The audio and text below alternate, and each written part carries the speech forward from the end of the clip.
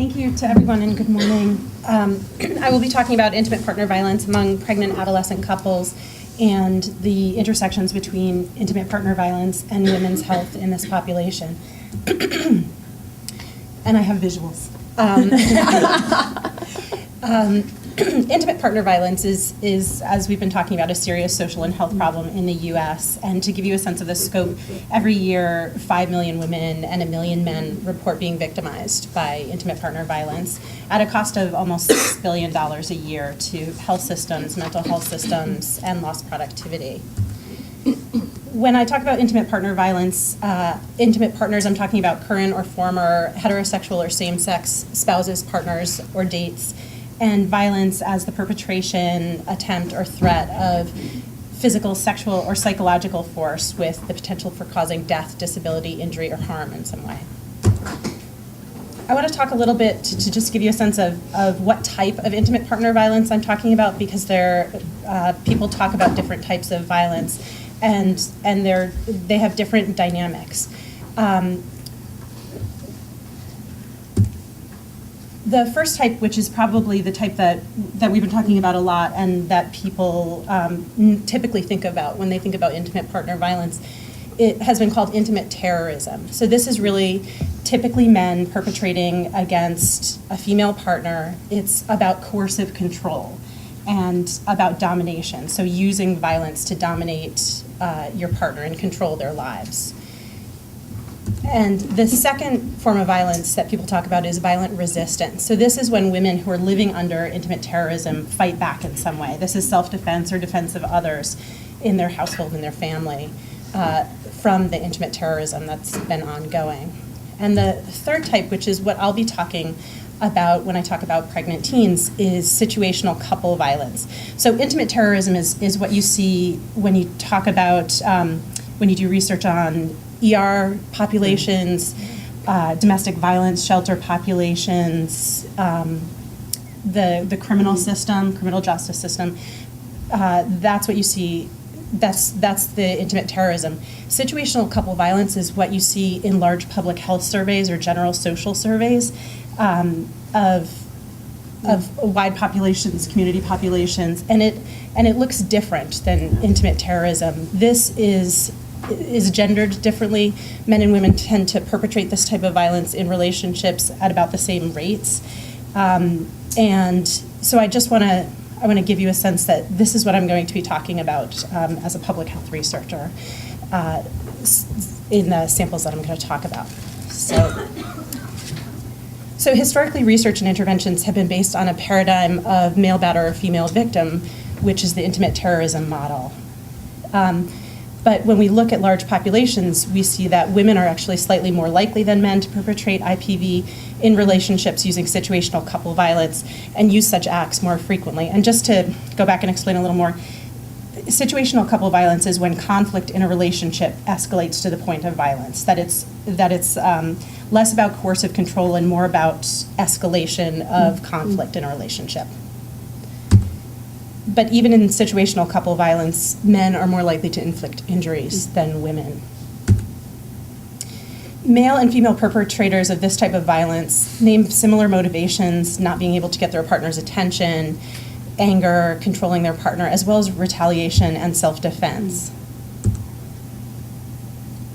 So when I talk about situational couple violence, and I think there are reasons to care about all of these types of violence because they're all bad for women's health. Even when women are participating in this dynamic. So intimate partner violence affects people of every age, race, ethnicity, sexual orientation, gender presentation, socioeconomic status. But I would argue that pregnant adolescent couples are a special population that require our consideration. And one of the reasons for that is that the U.S. has one of the highest rates of teen pregnancy in the developed world. About 250,000 teens become pregnant every year. And not all teen mothers have negative outcomes, but there are some common consequences, medical, psychosocial consequences, including having worse birth outcomes, having more depression and anxiety, having limited educational attainment, and persistent poverty. So this is an already at-risk group. And then intimate partner violence is surprisingly prevalent in adolescent relationships. Rates among teens are higher than rates among adults. Women 16 to 24 are 3 times as likely to experience IPV as women overall. It tends to be mutual in teens, and across many studies reviewed, you can see that both girls and boys report pretty high rates of both having perpetrated violence against a partner and having been victimized by a partner. And further, IPV is more likely to begin, escalate, and lead to homicide during pregnancy than at any other time. There were studies in the 90s where cities and counties had looked back at their death certificate records and realized that among women murdered by their partners, they were disproportionately represented among the pregnant and the immediately postpartum women. And so that people started focusing a lot more on pregnancy as an at-risk time for violence. So depending on the study population you look at, the rates are reported very widely. Anywhere from 1% to 81% of pregnant women report having experienced intimate partner violence. But across many different studies and many different demographics, you find that teens in studies of pregnant women and IPV report higher rates across the board than adult women. So why are pregnant adolescent couples at higher risk? Well, the transition to parenthood can be stressful, and stressful life events can increase violence. And adolescent couples have fewer resources to deal with and cope with stress and parenthood, and they're simultaneously negotiating the developmental tasks of adolescence, so they may be less prepared, have less resources to really deal with those stressors. And there are a lot of negative consequences of intimate partner violence for pregnant teens. Consequences to their pregnancy, certainly, to their birth outcomes, to later parenting, to their mental health. So it's an important issue to look at during pregnancy. Being abused during your teen years is associated with being abused throughout your adult years and having a lifetime trajectory of experiencing violence, which is linked to many negative outcomes, including a lot of reproductive health outcomes. So increased sexual risk-taking, inconsistent condom use, refusal of contraception, or as other people were talking about, interference with birth control, which can lead to unplanned pregnancies, sexually transmitted diseases, and a lot of negative reproductive health outcomes for women. So I want to talk to you a little bit about some data from a study that we were doing on prenatal care, different types of prenatal care, and how it affected women's HIV and STD risk. And I use this data to look at women's intimate partner violence experiences and reproductive health outcomes and what the intersection was between that. So this was a sample of 1,234 women between 14 and 21 years old who were receiving prenatal care at one of 14 participating health centers in New York City. To be part of the study, they had to speak English or Spanish and be HIV negative. And in terms of data collection, we did interviews with them on handheld personal computers, AHAPI, which is audio handheld assisted personal interview. So questions would pop up on the handheld computer and be read to them in English or Spanish on headphones. And so we did these kinds of interviews at a certain point in the second and third trimester, and then at 6 and 12 months postpartum to kind of follow their trajectory. Just to give you a sense of who this population was, the age ranged from 14 to 21, but the average age was about 18 and a half. By virtue of the population of the clinics that we were in, about 62% were Latina, 33% were Black, and 4.5% were some other race or ethnicity. About 85% were nulliparous, meaning this was the first child they were carrying to term. And then most were single, never married. About 30% were living with a partner. 13% were married, and very few were divorced, separated, or widowed. So we looked at what was their experience of intimate partner violence, and then what were the reproductive health outcomes, and how did that differ by their experience of violence. And what we can see here, first of all, less than half had no experience of intimate partner violence. And the other half who did have an experience of intimate partner violence in their relationships were pretty evenly divided between those with minimal IPV, meaning 1 or 2 infrequent incidents, 1 or 2 types of violence that they categorize as rarely, and those who had moderate to severe IPV. And you can also see that the rates of victimization that the women reported in this study were similar to the rates of perpetration that they reported. And these are not mutually exclusive. There's not, half of the couples only one gender hit and half of the couples the other. But this was mostly mutual violence in the relationship. So then we looked at what were the reproductive health outcomes for women who had experienced violence in some way and those who didn't, and what were the connections there. So one of the first things we looked at is pregnancy intention. Did the women wish that they weren't pregnant during their second trimester of pregnancy? And we found that both having been a victim of intimate partner violence and having perpetrated intimate partner violence were each independently related to having a decreased pregnancy intention. They were more likely, if they had experienced violence in any way, to wish that they hadn't been pregnant. Then we looked at rapid repeat pregnancy, which is being pregnant again within 6 months of having had that baby.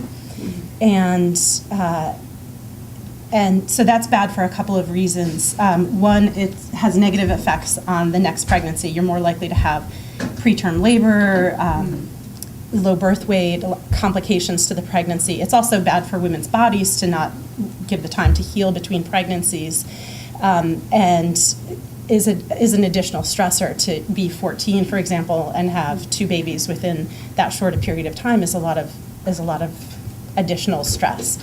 So we found that victimization was related to increased rapid repeat pregnancy as well as increased sexually transmitted infections at 12 months postpartum. And it was a pretty big increase. So on a 16-point scale of violence, for every 1 point increase in the frequency of violence that they had experienced, there was a 15% higher risk of rapid repeat pregnancy or of having an STD. And you can see that the NS is not significant. So perpetration was not related to either of those, only victimization was. Then we looked at more lifetime sex partners, which puts women at risk for HIV and STDs, and found that both having been victimized by or having perpetrated intimate partner violence led to more lifetime sex partners. And then we looked at riskier partners. So I don't mean risky in terms of violence, I mean risky in terms of HIV risk here. So if they had a partner who was having sex with other partners, who was an IV drug user, who had been in jail or prison, who currently had an STD, those are the partners who are at further risk for HIV. And both having been victimized and having perpetrated intimate partner violence led them to be more likely to choose riskier partners. And lastly, we looked at condom use self-efficacy, which is a measure of how confident women feel in being able to negotiate using a condom with their partner. And victimization wasn't related to that, but perpetration was significantly related to having less condom use self-efficacy. And this might seem counterintuitive in terms of, if the woman's perpetrating violence, doesn't she feel more empowered in the relationship? But what we find is absolutely the opposite, that perpetrating violence in the relationship, even if she's the only one using violence, is usually a marker of feeling more disempowered in the relationship and has a lot of negative, she's more likely to be depressed, she's more likely to have a lot of negative psychosocial outcomes as well. So what to make of this? From my take, research on intimate partner violence among pregnant couples has focused pretty much exclusively on individuals ignoring relational issues, but IPV and adolescent pregnancy occur in the context of a relationship. Often, in the populations that we've been studying, these relationships last several years often. And so we should be focusing on relational issues to better inform interventions to reduce IPV in pregnant adolescent couples. And novel interventions with expectant couples would be great in order to prevent relationship violence and its consequences to women's reproductive health, to help young adolescents build healthy relationship skills that they can utilize for years to come. Even if the relationship ends, having conflict resolution skills and partner negotiation skills will be useful in further relationships, as well as to improve the co-parenting that these teens will be doing and prevent child abuse. So that's all I have to say about that. That's excellent.